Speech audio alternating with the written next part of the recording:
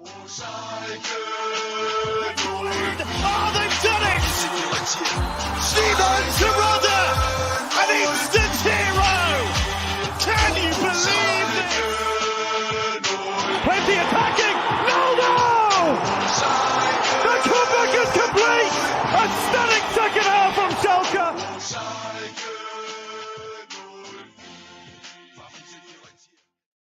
Blau und weiß sein Leben lang. Herzlich willkommen zurück auf SchalkeMerica. I'm your host, Richard Carmen. Joining me, as always, for this Victory Monday podcast, Jack Mangan. How are we doing, Jack? Doing quite well on this Victory Monday, as you point out. They have been few and far between. Yes. This campaign. This is just the third time that such an occasion has taken place. And thankful that it has, because as we spoke about last week, the two upcoming games at the time were going to be very important and could largely impact how things shake out. Relegation 6-pointers, if you will. Needed to get the business done. Needed it. Had to have it. And we got it this time around against Stuttgart. Yeah. And it's certainly, I would categorize it as a impressive victory, I would say. But yeah, we had to have this game. It was absolutely a relegation 6-pointer against a direct rival for that survival spot. And we came in, we scored first, which is a rarity in itself. And then we ended up winning the game. I thought overall a pretty good performance.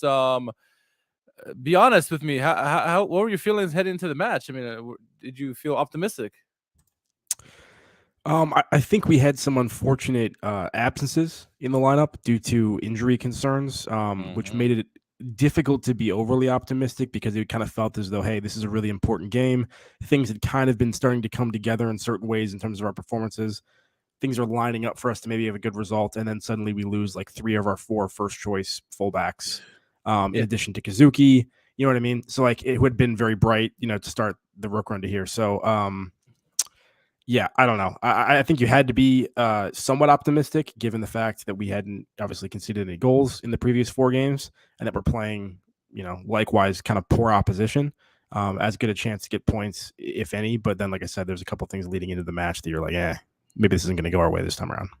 Yeah, absolutely. Shout out to Eric and Joseph in the chat. I agree. I mean, you mentioned it, and initially going into this, we were thinking maybe we get Uronen or Ovejan on the left, Brunner on the right, and we ended up having Lord Matriciani on the left, and Mehmet Aydin on the right. That was pretty much the only changes we saw in the lineup in this one. Thoughts on the entrance? I mean, I know we both felt happy about the Aydin entrance, but thoughts on Matriciani starting, because he's a controversial figure as of late for us. Wait, first of all, real quick about Aydin. The Aydin take is that Brunner tends to be one-dimensional in his game, and that particularly in a team that needs goals, Aydin has provided more of that offensive flair or spark. Brunner has played very well recently, prior to his unavailability. Yeah. So I don't know if I would have over the past 4 weeks been like, oh, Aydin should be starting over Brunner. I think Brunner's played quite well. But yeah, I don't think it's necessarily a bad time for Aydin to come in when we need goals and when he starts scoring, and he's kind of forced to put in there. Whether or not he had much of an impact, you could weigh in on that. But Matriciani, not great. I thought Stuttgart took advantage of him, particularly in the second half a little bit.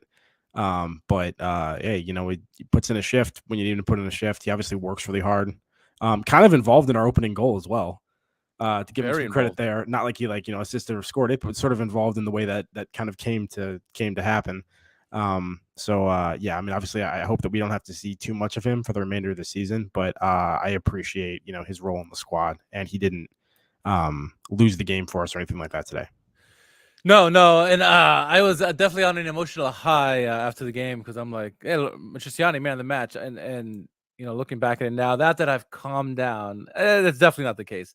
He definitely, like you said, put in a shift. Definitely got exposed kind of there in the second half. I think he was highly instrumental in that first goal. Kind of like, and we'll get to the goal there, but I thought he was instrumental there. And then, as the game went on, you saw what we kind of thought was our fear going into the game, is that they're going to exploit the wing backs and kind of try to cross balls in. And we saw a lot of that in the game, especially the second half as Silas came in, and amongst some other guys that came in as well. So. Yeah, no, overall we got the result we wanted. Schalke Canada in the house says happy victory Monday. Absolutely happy victory Monday. But yeah, looking at the lineups, it was a fairly standard lineup for us, I think, outside of the 2 wing backs. And what we wanted to see is, would we show up against a team that, are direct rivals? We talked about how in the last podcast that maybe the 4 teams we played previously probably overlooked us because, hey, they're over the top end of the table and we're at the very bottom. They're like, it's Schalke. We can not worry about it as much. We weren't going to have that with Stuttgart. Stuttgart are direct rivals, and they're going to be every bit as involved in this as we were. And it was nice to see how we came out playing well. I think the statistics overall show that they had majority of possession, but I think that's unfair because we came out to that 2-0 lead in that first half. But we started out well. And Matriciani, as I mentioned before, as I thought, he read a play very well that led to the goal, gets a header, and then not only does that, he beelines it as a striker, pretending like he's a striker, heads right for the goal, takes two defenders with him, allows Fry on the left-hand side to kind of maraud down that pitch on the left-hand side, swings the ball in, and to Drexler's credit, he cuts in. Souza could not keep up with him, and he gets at the end of the header or end of the cross and gets the header for the goal. Great goal overall, I think, but a fantastic way to start the game. It was like the 9th minute of the game, something in the first 10 minutes, right? Apologies, I was on mute. My mouse just froze on me there for a second. There's I was considering that question long and hard. There was a very deep pondering there. Yeah, I mean, I find it hard to believe that Stuttgart would have been caught off guard or undervaluing what we could bring to the table given the performances recently, particularly the most recent win against Union Berlin, which had title implications. So there's probably more eyes on it in that respect. But started brightly. I think Stuttgart was a little sluggish and kind of off the energy in the first half and picked it up significantly in the second half, right from the whistle. As you said, Matriciani, kind of received that ball in space between kind of Stuttgart lines, I think, kind of to start that off in his own half, and then ended up heading it forward into space. Okay, if I think of the same play, right? I think that's the goal that I'm thinking of. Yeah, but anyway, it's funny, Borna Sosa, as good of a second half as he had, he actually was involved in like every goal in this match. Yeah. And the first 2, of course, involved not in a particularly good way defensively. Drexler is sort of in his field of vision when this kind of move starts for Schalke. I don't know if Borna Sosa like shoulder checks once. I think he's watching the ball on the opposite end of the pitch the entire time. Yeah. And so he's asleep. Drexler, like you said, takes advantage of that and comes in at the last second, gets in front of him, goes near post on him, and is able to receive it. It's a nice cross from Fry. And hey, we're never upset to see Drexler. Drexler usually does something good at some point. Most of the time it's a pass rather than a goal, like, an incisive, a through ball or something like that. But popping up early and Fry playing a producer, if not goal scorer, and not for the first time this season, because I believe he got Kazuki earlier in the season, right? Yeah. And this is, I think, a key example of why we think Fry is better suited at the moment to be starting over Terodde. Terodde, not in a million years, would have done that. He doesn't have the pace to do that. Could he cross it? Possibly, yeah. But I mean, Fry, his mobility allows him to get the ball near about the halfway line and then take it down the pitch as Bulter typically does, and then finds a way to swing it in for the header that Drexler ended up getting. So I mean, again, this is ultimately a good example of why Rice got this one right in terms of starting Fry, and Fry brings so much to the table. Not to take anything away from Terodde, because we love Terodde, but I think mobility in this case, in terms of a striker, helped us create this goal. Had it not been Fry, I don't see this goal happening. But yeah, ultimately, like as Joseph said, an electric goal, a fantastic way to start this game, an important game as this was, and we were getting up and down a lot early. We had the much better of the play early on, particularly in the first 10 minutes or so before that goal. It definitely seemed like it was coming to some extent. They were open. They seemed a little bit disorganized. They were a little bit off the pace. I don't think they were necessarily ready for how quickly we were running at them and playing pretty directly. Yeah. And over the top and everything. And it worked out. Yeah, they didn't do a really good job of weathering our early storm. And my fear was after the goal was that we're just going to rest on our laurels and sit back and allow them to get into the game. I don't think we did. And maybe you had a different take, but I definitely don't. I thought we kept trying to keep it stable, I guess, for the most part. As the half went on, it felt like maybe we started to get tired, but I thought Schalke did a good job of not sitting back and try to at least attack a little bit more. What do you think? No, I agree. I thought defensively we were reasonably compact for most of the first half. I don't think we provided them a lot of space, like our pitch to play with in terms of kind of how we were setting up our default shape and everything. Pretty good coordination. I mean, in terms of like the marking, obviously Fry up top in the 4-2-3-1 was taking one of the center backs, and the other center back was usually picked up either by like the ball side winger or something like that. And then Salazar picking up one of the defensive midfielders, and usually one of our defensive midfielders popping up too. So like we be covering them off, and they basically the only thing they could do was all on the wings. They couldn't really build up during the center at all in the first half. And I think that pressure maintained until the second half when I think their defensive intensity in the second half provided them with more transition opportunities. Which kind of made their offense look better than maybe it was in terms of what they were actually able to create possession, just like straight up. But yeah, I agree. I don't think we backed off. I think we did pretty well for the remainder of the first half. That's a good shout. And speaking of shout outs, shout out to everyone from the our Discord channel. Shout out to all you guys there, and then everyone else watching tonight. If you're new to the channel, make sure you subscribe and like the video. It'd be much appreciated. But again, back to the action. Yeah, as the half was waning and down, you kind of saw the guys kind of felt tired. You saw Stuttgart get a little bit more opportunities in terms of chances created. And it's funny because I think on the live stream, on the watch along, I said, at this point, I just want to get to halftime with a 1-0 lead, but I'll take a second goal. And literally within seconds, Fry collects the ball at midfield, holds it up, feeds it over to Salazar. Salazar beats what's his name again? Borna Sosa. Excuse me, his name just escaped me now. No, Stop thinking about him all weekend anyway. Beats Borna Sosa down the line, gets into the box, crosses it, and all you have here is Bolter coming across the box and does his patented backheel flick that we saw so many times last year.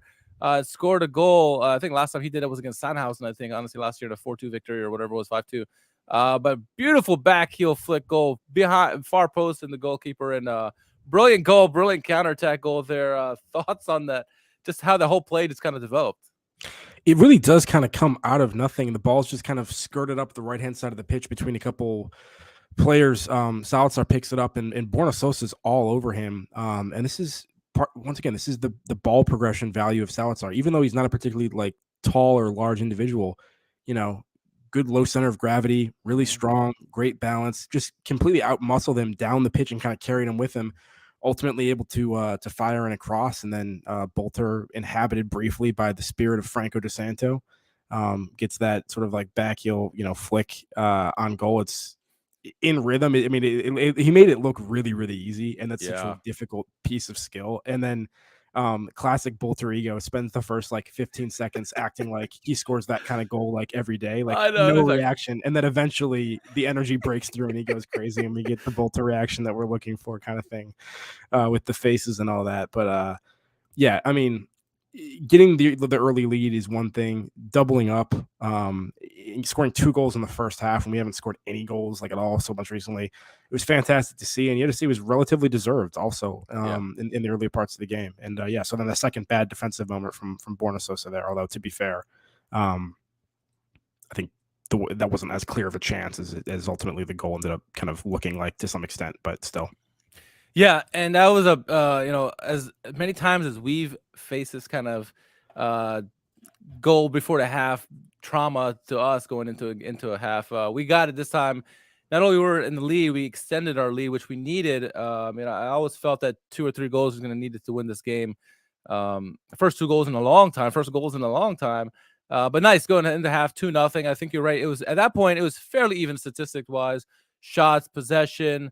Both teams are passing accuracy is pretty poor, and I think as the game went on, obviously Stuttgart got better because they had so much possession and they were just trying to get a goal or two, and we were sitting back. But our passing accuracy for the most part, most game was mid-60s. It was pretty bad, honestly. But 2-0 at halftime. I felt good at that point. But we knew, at least I knew that the Stuttgart were going to come with a wave. I was hoping for a shutout, but I didn't think it was going to be able to, withhold that after a 2-goal lead. What were your thoughts? Do you think that Stuttgart would be able to mount a good comeback or pushback in that second half? I felt like they would do something. I didn't know how strong they were going to look, but I did feel that they were a little bit underwhelming. in the first half. Even if you just focus on like Borna Sosa's performance by himself and forget like the 2 goals where he was defensively poor, I think his energy levels and everything in the first half were just not there. I'm sure there was some sort of energizing team talk or something at halftime, because when the halftime whistle blew and they came back out and everything, it was a completely different game initially. I think you could argue that Stuttgart may have deserved even a little bit more from this match based on the second half.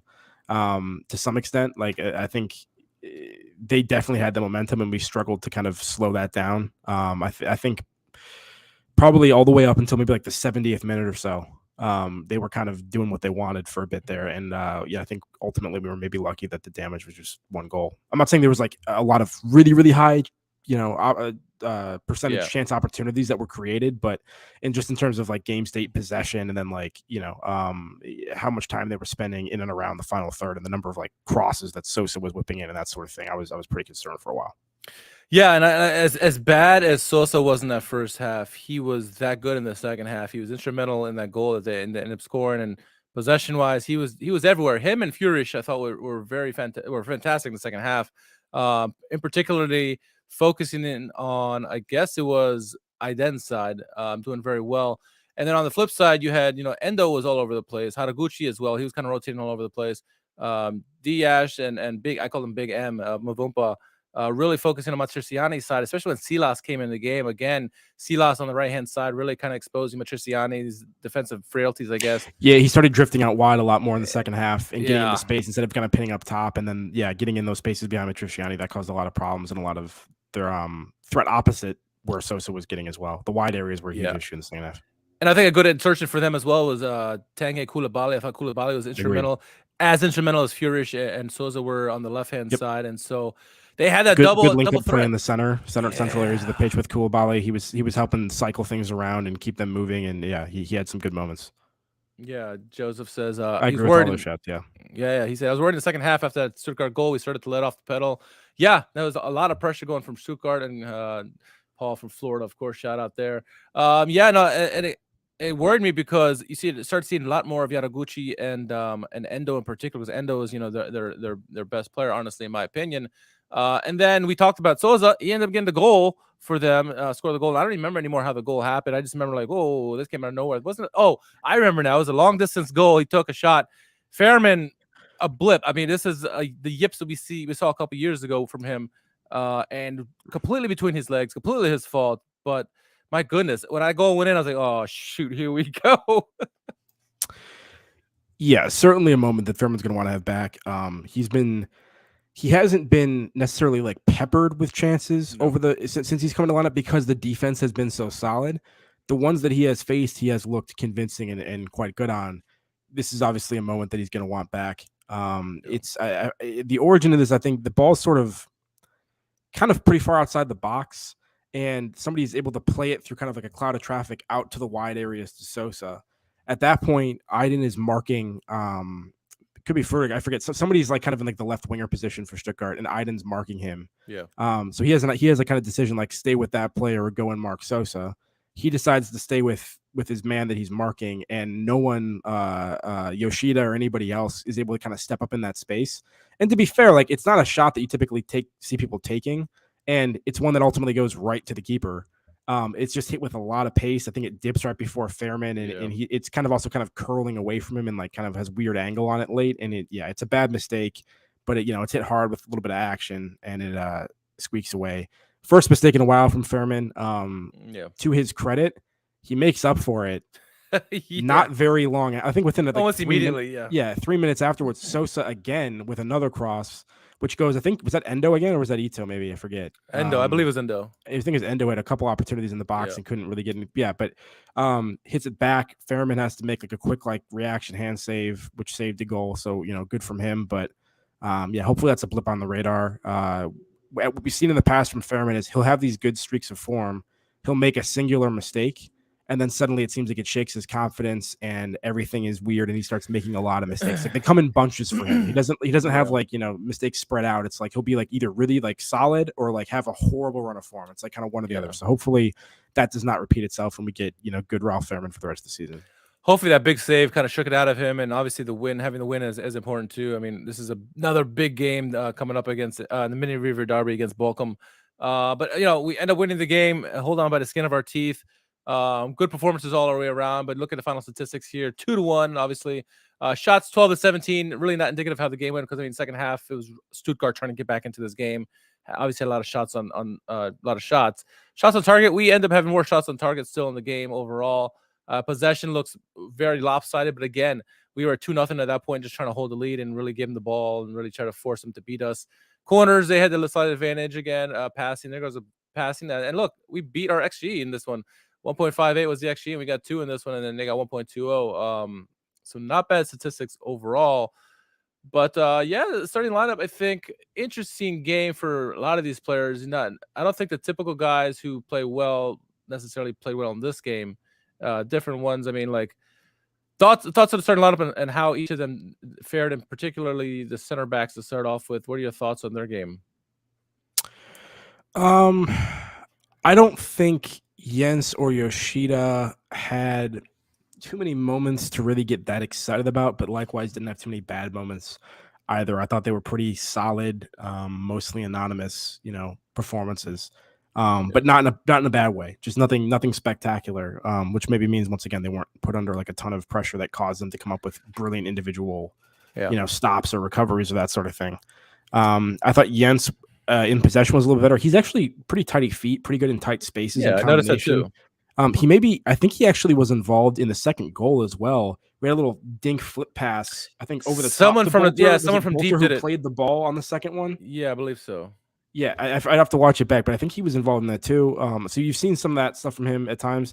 Yoshida's like calm in possession. Jens is calm in tight traffic, congested spaces, it seems like, which is a nice quality to have for a center back. Not afraid to play it back to Fairman to recycle as well if needed. What were your thoughts on the center backs? Yeah, I thought I agree with you. Your comments about they nothing too spectacular, but nothing obviously costing us the game. I thought Jens had a couple opportunities early in the game where he read the ball very well early and jumped on some passes, but also I think he was the one who nearly gave away a penalty in the game. And they went back to replay, and it was not a penalty, but it got close. So I mean, he had some good plays and bad plays. It was a decent performance overall for both of them, honestly. I was a little worried when he pulled up lame towards the end of the game, but luckily, look, he shook it off and got back into the game. But you never want to see another injury. We're just starting to get some guys. Was back that after that header on the corner? It might have been. Yeah, it was somewhere towards the end of the game. He had to come out for a second, but he went back right in. Okay. But it was very worrisome. I thought it might have been a leg injury or something. As a result of that play, but can't afford another center back injury. Although I thought Sepp Bandenberg was at least back in training. I don't think he's made a match day squad yet, but I thought that he was kind of doing some stuff. So hopefully he's back in the picture sooner rather than later. But maybe he was further away than I realized. And Kaminski's in the lineup as well, so that's a good sign. You have Leo Greimel as well. So, but we have some guys there, but Greimel got in later. Greimel made an appearance briefly, and he got a yellow. Yeah. But not a great challenge. But I think Jens has been so important for us during this 5-game unbeaten streak, and we need to have him in here for sure. And then I think we talked about Tristiani and Aiden. They did okay. I think going back to what you were saying earlier, it's like Aiden was okay. Didn't really provide the offensive spark that we were hoping for, I think. And then defensively, he and Tristiani kind of got exposed in that second half. But yeah, Brunner is the guy. He's been playing well. He deserves to be the starting spot. But I think I was hoping a little bit more for Aiden in terms of offensive ability in the game. But a little disappointed with him. What were your thoughts on Aiden? I think he was notably better than Matriciani in this game. But I would also agree that I don't think this match did anything to say like, hey, he needs to be starting over Brunner based on the way Brunner had been looking. I was a little bit underwhelmed offensively as well, particularly because in the first half, so much of what we were doing was building up down the left-hand side. Like we weren't even trying to go down Aiden's side at all, which is interesting because you think we wouldn't be attacking down the Matriciani side as much, but that's what we were doing. I don't know. It's funny because before the game, I said, well, of the two wing backs, Matriciani's going to stay at home and Aiden's going to be the one pushing all up, and it was Matriciani doing all the pushing up. I'm like, what's going on here? Maybe that's why they were. Maybe that's why they were attacking that side is because he was staying home more. But he was advanced at times as well. Obviously, we talked about his involvement on the first goal too. Marauding forward a little bit. Between Kraus and Krall, I think. Kraus, I think, was okay. I think Krall was the better of the two, which normally I say Kraus is the better of the two. Interesting. I felt like Krall was all over the place, getting involved in all the tackles, jumping up on the play, especially in that first half. It felt like to me like he was everywhere, and Kraus was maybe giving away a little bit too much. But that's just what I felt. Do you feel the opposite take on that, or what are your thoughts? You know what? I'd probably have to rewatch the game and focus a little bit more on the two of them specifically. I guess my impression was I felt Krall was pretty anonymous and sort of not particularly involved. I thought Kraus was maybe a little bit out of control at times, but was contributing more on the offensive end in possession and had more notable moments of like big defensive trackbacks and stops, to the extent that when Balanta was subbed on in the second half, and the fact that it was for Kraus over Krall, I actually thought it should have been for Krall over Kraus. But clearly, Thomas Rice agreed with you. And not me, and the two of you were probably correct, so I'll take that. But that was my take. I do remember right before Kraus came out, I was feeling like he needed to come off. He was struggling mightily, I thought. And then when Balanta came on, I was happy about that. But he lost possession in the Stuttgart final third, I think, in the second half, shortly before he came off. But I thought in general he was actually decent and somewhat lively in this one. But either way, both players doing good for us. I think the front three did what we expected them to, honestly, in that first half in particular. I mean, Bülter with a goal, Drexler with a goal, Salazar being pivotal in that play. I think Salazar, of the three, I mean, I don't know if I can say. I mean, Bülter was lively for sure. Drexler had his moments, so was Salazar. I mean, what are your thoughts on the front three there, or the three attackers there? I think Drexler and Bülter were probably both better in the. I think Drexler was better in the first half than the second half. Bülter, they both put in the shifts. I'll say that Drexler and Bülter both work hard, so they both do a lot off the ball, like in defensively as well. Bülter, I thought at times was really solid. At times his first touch kind of let him down, or his final ball was weird. Like he had an opportunity early in the first half where he kind of played a ball across to Fry. Fry jumped over it and like dummied it. Yeah, which you could argue he shouldn't have done, and I could see you making that argument because maybe it was intended for him as opposed to like, you know, I think maybe Salazar or Drexler following it in. But if it was to him, it wasn't hit particularly well from Bülter. You know what I mean? And like, it's kind of behind Fry, and kind of like with pace and kind of off the ground and everything. And so it's like if that was to Fry, that wasn't a particularly well executed pass for Bülter, and if he had been able to hit Fry like well, it was a good opportunity. So I don't know. I don't know what to make of Bülter's performance overall. The goal helps. But like the way Schalke's been playing, I think that performance from Bülter was better than the last couple of performances from Schalke, probably. Would you say? Agreed. And I think Bülter has, you know, say what you want to say about Bülter and his inconsistencies, like sometimes he's on, sometimes he's off, but he brings electrifying moments. He's like a lightning rod for the team. I mean, it's not just for the fans with his looks and everything. He's a lightning rod, and if he can get involved in a goal like he did, or an assist, or get involved with a yellow or something like that, again in a fracas, the crowd goes nuts over him, and just that alone is a reason to start over Schalke. And I haven't seen Schalke do anything that overwhelmingly better than Bülter. And I think you could argue, you could definitely say that Bülter's done more than Schalke on the pitch. So yeah, I mean, I don't know. Bülter seems to be a much more technically gifted player. Yeah. I was hoping he would go. I was hoping to see him go more one-on-one than he did in the game, because there's opportunities where he was one-on-one with whoever that right Anton, I think, was on the defending was, and I was like, go after him. He didn't really go after. He like waited for the play, and maybe that's part of the play in general. I don't know, but yeah, I wanted to see more of that because he's certainly capable of doing it. Because like you said, to his technical ability. So and brilliantly taking goal. For, so, Salazar I thought was great. As it typically is, drawing foul. Bülter drew some fouls as well. Salazar drawing fouls, ball progression. I mean, outside of his assist, holding off Borna Sosa and then playing that ball across for Bülter. Had a couple of good shots in the box. He had one on the volley that he hit like hard into the ground. It's the kind of shot that from a lot of different angles could have caused huge problems for Stuttgart. Unfortunately, it was one of those ones where it was like a clear sight and went right at the keeper.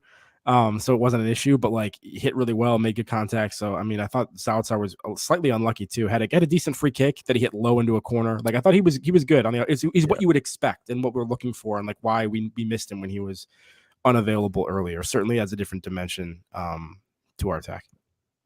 Stuttgart committed one or two more fouls against us, and the majority of those fouls probably came against Salazar, to your point, because he was really doing well, holding the ball really well and forcing them to knock him down so they could kind of break up the play there. And so, yeah, I thought Salazar had a good game. And I think Fry had a good game as well. Obviously, having the assist and then really kind of sparking that second goal. Did what he had to do in terms of the striker. And I mean, all we ask is, you're in there, you're in the play, you're pressing well, and then if you can get involved in goals, which he did, that's what you want from a striker. At least if you can't score yourself, get at least assists on it. He did. Again, of all our strikers that we have, I don't think any of them would have done the assist that he had on the first goal. And he did very well on the second goal where he held it up and fed it off to Salazar. So I thought it was a really good game for Fry overall. Thoughts on him? I mean, in fairness to Rada, I thought Rada was actually decent when he came on in this cameo. But I think you and I, as we've said over the past couple podcasts, both agree that Fry's probably the better choice for us at this point. He has a little bit more mobility, can stretch the field a little bit more, really tidy feet as well. He's been decent in aerials, and kind of competing there. He seems to help contribute to some of our transition moments better than Terada does to some extent. And I think transition is a huge strength for us in terms of our squad makeup at the moment. So I think Fry's, we want him to score goals ultimately. We want more from him, but we want more from the entire team offensively. And you can't just look at Fry and be like, hey, no goals scored. Well, we scored our first 2 goals in 5 matches here. So, let's calm down. And he assisted one of them. So in that sense, I think he's been doing pretty well. And it's a nice January signing, to be fair. It is. It absolutely is. And this game was so big for us because most of the results went our way. Bochum lost 3-0 to Werder Bremen. Leverkusen drew. I don't know if that helps us or not. Cologne lost. But the big one was Hertha winning against Augsburg, which, didn't expect that. Thought for sure Hertha would have lost that game. And that kind of gave them a little bit more room. But, obviously we had to get the win. We did. And now we're, 1 or 3 points behind 3 teams and 4 points behind Hertha. Look at the final standings. Bochum, Hoffenheim, and Stuttgart all have 19 points, which are 3 points behind. And then 4 points behind Hertha and Augsburg, 4 points after that. But, game against Bochum here is another big relegation 6-pointer, the mini-Revierderby. It's huge. It's another must-win. More of what we saw against Stuttgart, please. But we got to find a way to win this game. There's no... It's a must-win. It has to be a must-win in this situation. What are your thoughts? Yeah. I mean, as we said, these are 2 kind of relegation 6-pointers in a row.